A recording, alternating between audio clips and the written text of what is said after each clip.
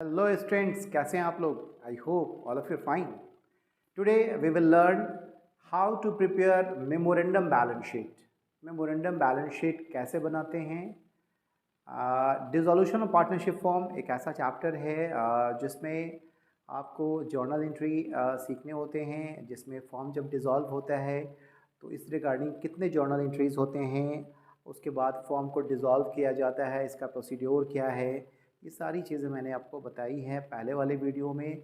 लेकिन इसमें मैं बताऊंगा जब क्वेश्चन में आपको बैलेंस शीट न दिया हो, आपको सिर्फ और सिर्फ इस तरह के प्रॉब्लम्स दिए हों, तो आपको सबसे पहले तैयार करना होता है मेमोरेंडम बैलेंस शीट. तो मेमोरेंडम बैलेंस शीट कैसे बनाते हैं वो हम लोग जानेंगे आज, और उसके बाद उसके हेल्प से कैसे रियलाइजेशन अकाउंट बनाएंगे, पार्टनर्स कैपिटल अकाउंट और कैश अकाउंट और बैंक अकाउंट. ओके, तो फर्स्ट ऑफ ऑल मैंने यहाँ पे दो क्वेश्चन ले रखा है. आप एक एक करके मैं इसे बताऊंगा और आप इसे देखें, समझें. A B and C, A B and C, ये तीन पार्टनर्स हैं. ठीक है, ये तीन पार्टनर ने क्या किया है, फॉर्म को डिसॉल्व किया है. ठीक है, A B and C were partners sharing profit or loss in the ratio of 5:3:2 on 31st March 2019. A's capital and B's capital. आप यहाँ पे देखें, एक और करना है, ये रेशियो है जो प्रॉफिट होता था या लॉस है, इस रेशियो में वो प्रॉफिट को शेयर करते थे. उनका कैपिटल दे रखा है, एक का दे रखा है 30,000, एक का 20,000. ठीक है, लेकिन but C owed 5,000 to the firm, यानी कि फर्म को देना है 5,000 सी को, यानी सी का कैपिटल, यानी सी फर्म की लायबिलिटी नहीं है कि सी को कैपिटल दे, क्योंकि सी ने ही फर्म से ले रखा है 5,000. ठीक है, इसका बैलेंस जो होगा वो क्रेडिट ना होकर के डेबिट हो जाएगा. द लायबिलिटीज वेयर 20,000, लायबिलिटी जो दे रखा है वो 20,000 है. The asset of the firm realize 50,000.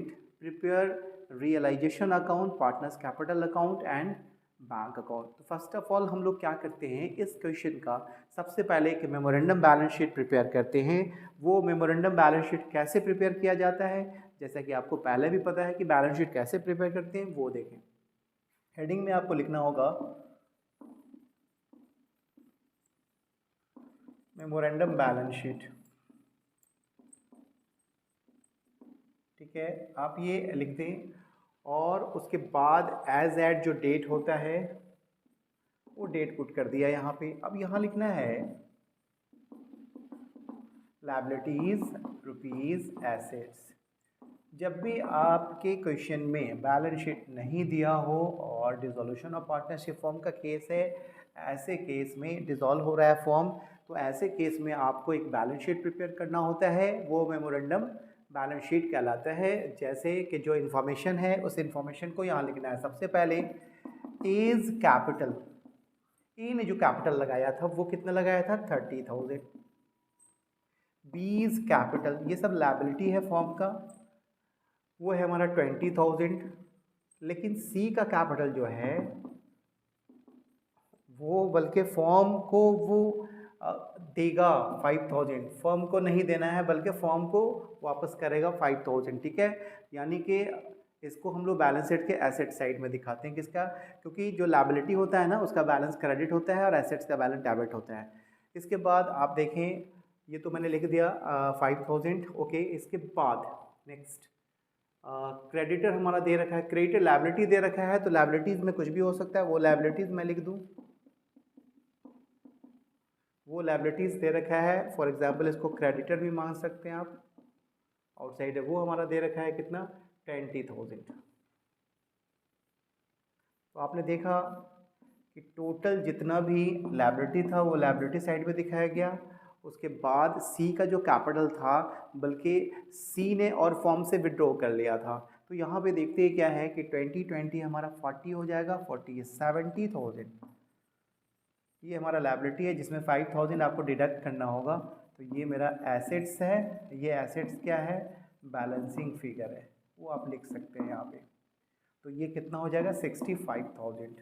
तो याद रखना कि फॉर्म के पास जो एसेट है अभी वो कितने का है 65,000 का। अब इस मेमोरेंडम ऑफ बैलेंस शीट या मेमोरेंडम बैलेंस शीट्स की हेल्प से हम लोग प्रिपेयर करेंगे रियलाइजेशन अकाउंट। ठीक है, तो रियलाइजेशन अकाउंट कैसे प्रिपेयर करते हैं? तो सबसे पहले आपको क्या करना है कि रियलाइजेशन अकाउंट बनाने का जो तरीका है वो क्या है वो मैं आपको बता दूं। सबसे पहले करना क्या होता है कि आप ने देखा कि मैंने यहाँ पे बैलेंस शीट प्रिपेयर किया और यहाँ पे ही मैं इसको प्रिपेयर कर देता हूँ। पहले तो इसको मैं क्लोज़ कर दूँ, इसको इरेज अभी नहीं कर रहा हूँ क्योंकि इसके हेल्प से बनाना है। तो ये हमारा 70,000 है, ये 70,000। अब यहाँ पे रियलाइजेशन अकाउंट, ये रियलाइजेशन अकाउंट कैसे बनाते हैं वो देखें। सबसे पहले आपको करना क्या है, पर्टिकुलर्स, नाम क्या था, A B, sorry it's not a partners capital account, it's a realization accounts.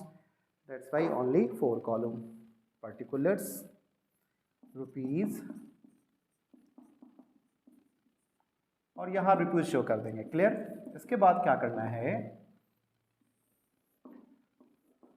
Realisation account का फंडा क्या होता है कि जितने भी एसेट होते हैं ना, उस एसेट्स को डेबिट्स में ट्रांसफर, यानी कि डेबिट में लिखना होगा क्योंकि रियलाइजेशन अकाउंट में ट्रांसफर करना होता है। इसका जो एंट्री होता है वो realization account debit to asset account. तो एसेट हमारा दे रखा है वो कितना है, 65,000 है।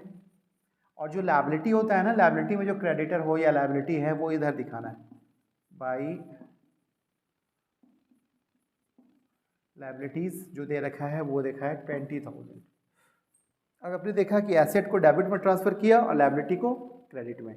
अब एसेट का जो पेमेंट रियलाइज होगा, जो कैश रियलाइज होगा सेल करने के बाद, उसको क्रेडिट में, और इसका पेमेंट डेबिट में। कभी कभी नहीं कहता है पेमेंट करने का, फिर भी आपको पे करना है क्योंकि आउटसाइडर को पहले पे करना होता है। तो 65,000 का जो एसेट था उससे रियलाइज करता है, the assets of the form realize 50,000 realize हो रहा है। तो बाई कैश 50,000 आपको क्रेडिट में शो करना है क्योंकि इसका एंट्री होता है cash account debit to realization account, या कैश की जगह बैंक में लिख सकते हैं। और इस 20,000 का पेमेंट करना है, जो लायबिलिटी है उसका पेमेंट 20,000 करना है। अब हमें क्या करना है कि इसका बैलेंसिंग करेंगे।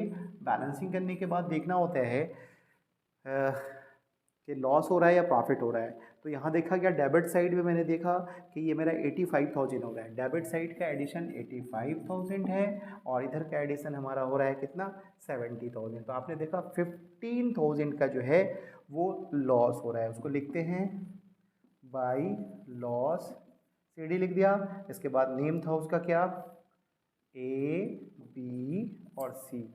हमारे क्वेश्चन में 5, 3 और 2 का रेशियो दे रखा है।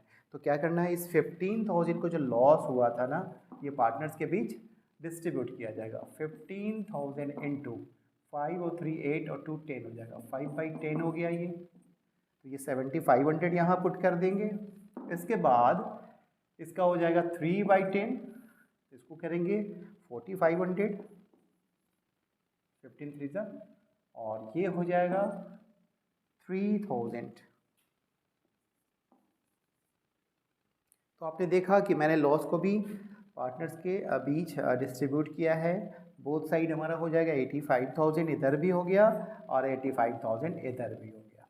तो ये मैंने कंप्लीट किया रियलाइजेशन अकाउंट। बेटा ये दिख रहा है क्या, रियलाइजेशन अकाउंट क्लियर। उसके बाद क्या करेंगे, इस रियलाइजेशन अकाउंट के लॉस को ट्रांसफ़र करना होता है पार्टनर्स कैपिटल अकाउंट में। मेमोरेंडम बैलेंस शीट के बाद आपने देखा रियलाइजेशन अकाउंट। रियलाइजेशन अकाउंट के बाद हम लोग प्रिपेयर करने वाले हैं पार्टनर्स कैपिटल अकाउंट। ये पार्टनर्स कैपिटल अकाउंट कैसे प्रिपेयर करते हैं वो देखना है। सबसे पहले हेडिंग आपको लिखना होगा partners capital account. Partners capital account मैंने लिख दिया। यहाँ सबसे पहले particulars A, B, C, A, B और C 3 पार्टनर है। 3 पार्टनर के लिए मैंने कॉलम प्रिपेयर कर लिया। एक बार में 3 पार्टनर का कैपिटल अकाउंट प्रिपेयर कर लेना है। ठीक है, सबसे पहले क्या करना होता है कि जो भी लायबिलिटी होता है यानी कैपिटल जो बैलेंस शीट में था, जैसा कि मुझे पता है कि A, B और C 3 का कैपिटल था, तो ए का कैपिटल 30,000 था। क्रेडिट बैलेंस होता है, that's why we show the capital of the partner in the credit side of profit partners capital account, and the next is 20,000 that will be shown in the credit side of partners capital account, that is partner capital. okay, सी एक ऐसा partner है जिसका balance इधर show करना है, बल्कि form देगी नहीं उसे, बल्कि फॉर्म को उससे लेना है, जो कि 5,000, जो कि यहाँ लिखता है ना कि C owed ₹5,000 to the firm. Okay, C देगा किसे, फॉर्म को देगा। 5,000 हो गया ये। अब थोड़ी देर पहले लॉस हो रहा था, लॉस हमारे कैपिटल को इंक्रीज नहीं करता है बल्कि डिक्रीज करता है, इसलिए इसे लिखना है रियलाइजेशन अकाउंट। तो रियलाइजेशन अकाउंट में ट्रांसफ़र करना होता है लॉस को। अब देखिए या रियलाइजेशन अकाउंट के थ्रू हम लॉस फाइंड भी करते हैं, तो अब क्या करना, पार्टनर्स कैपिटल अकाउंट में लॉस को डेबिट में लिखते हैं ना। रियलाइजेशन अकाउंट यहाँ लिख दिया, यहाँ 7,500, इसका कितना था 4,500 और इसका था 3,000। तो आपने क्या देखा कि जो पार्टनर्स है ना, इनका 30,000 था। फॉर्म जब एंड करता है ना, तो जितने पार्टनर्स हैं ना उसके पेमेंट को करता है फॉर्म, तब जाके फॉर्म एंड हो जाता है, बंद हो जाता है। अब कोई भी फर्दर कोई एक्टिविटी नहीं होगी। तो 30,000 में से 75,000 को माइनस करेंगे तो मेरा जो बैलेंस होगा वो कैश के थ्रू पेमेंट करना होगा, वो होगा 22,500। क्योंकि मैंने 30,000 से 7,500 का लॉस था, तो 30,000 की जगह पे अब उसे कितना पे करना होगा, 22,500।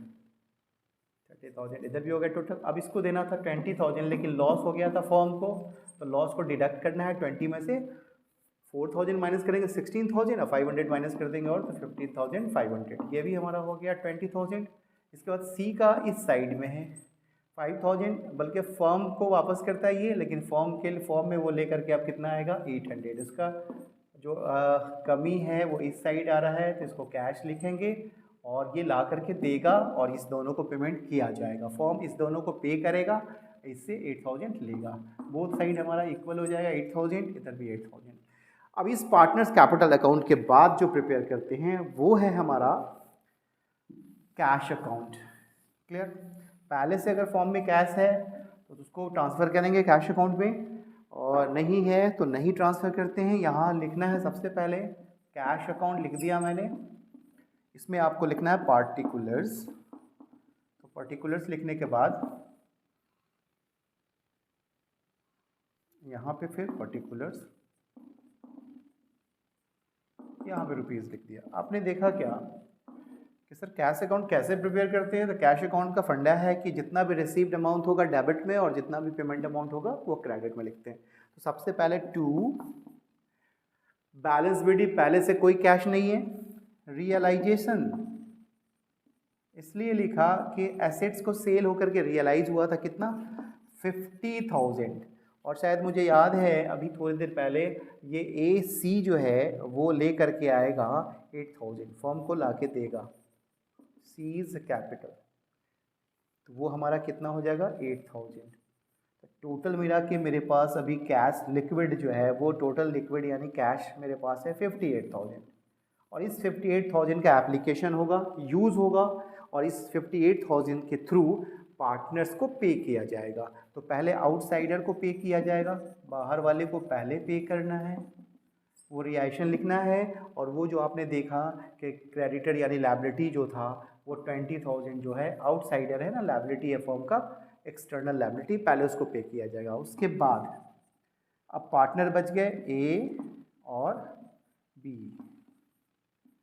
एज कैपिटल, क्योंकि सी को तो लाना है, इन लोगों को तो देना पड़ेगा, फॉर्म देगा इसे देगा कितना 22,500 जो आपको यहाँ याद है, और इसे देगा 15,500। तो 58,000 था मेरे पास, ये सारा का सारा 58,000 एंड हो जाना चाहिए, मतलब बचना नहीं चाहिए, बैलेंस नील होगा। अब देखिए यहाँ पे कितना है 15,000 और ये कितना है 20,000, 20, 20, 40 और ये 50 और ये हो जाएगा 55 और 25 यानी 8,000 यानी 58,000।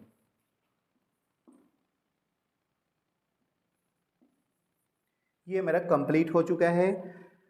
तो ये मैंने आपको बता दिया कि कैसे हम लोग मेमोरेंडम बैलेंस शीट बनाते हैं जब क्वेश्चन में आपको ये नहीं दिया हुआ रहे। इस क्वेश्चन को मैंने सॉल्व किया है नेक्स्ट वीडियो में मैं इस क्वेश्चन को सॉल्व करूँगा। इसके बाद जस्ट